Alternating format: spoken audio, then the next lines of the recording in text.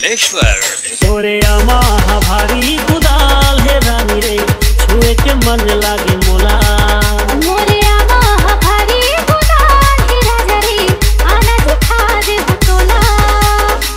देख के रानी मोरे लार चुचुआ गे, देख के रानी मोरे लार चुचुआ गे, कैसे बतावा तोला।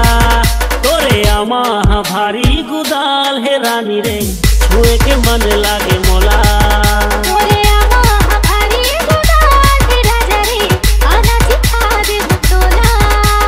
तै रुपया गोरी किलो लगाए मोला बताना तय हरे छाटनी मार के ले हूँ कैठो फिर माया ना तय हरे होश हवाए धन हवाए गुलगुल हा, होश हवाए धन हवाए गुलगुल हा, तैहर बता दे मोला। तोरे अमा भारी